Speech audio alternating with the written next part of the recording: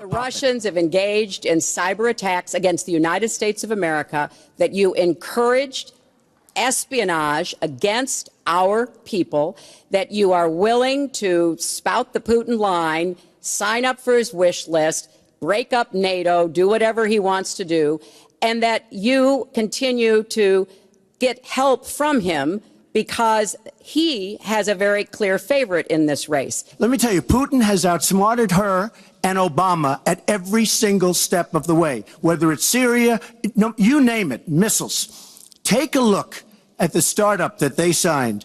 The Russians have said, according to many, many reports, I can't believe they allowed us to do this. They create warheads and we can't. The Russians can't believe it. She has been outsmarted by Putin. Russia clearly remaining a contentious, important driver in American politics and diplomacy.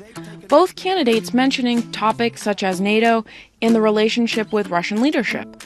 So let's look at two former presidents who have shown strength in unique ways in dealing with those issues. Let's begin with our 40th president. And the lesson is peace through strength. The Gipper was famously friendly with Soviet leader Mikhail Gorbachev. But that didn't mean all of his policies were so buddy-buddy. Reagan wanted to ensure solidarity in the NATO alliance. That meant he believed in supporting U.S. allies in Europe and Asia. And you want drama? Reagan actually pushed for the development of nuclear missiles in Europe to strengthen NATO's deterrent capabilities against the Soviet Union.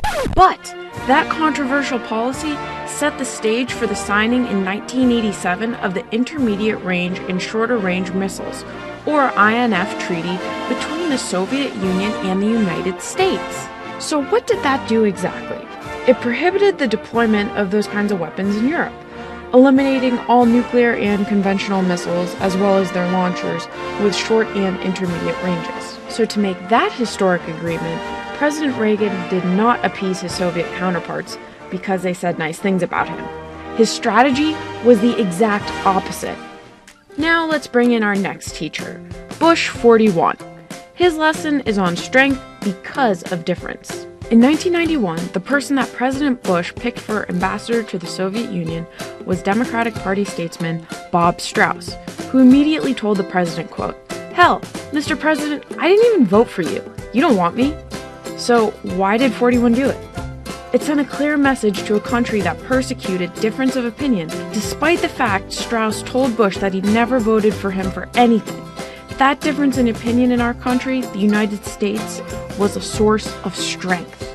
Presidents Reagan and Bush exemplified strength doesn't always mean big muscles and a menacing presence. So, what do you think strength against Russia looks like today? Tweet us at Fox News Live. And for FoxNews.com, I'm Emily DeCiccio.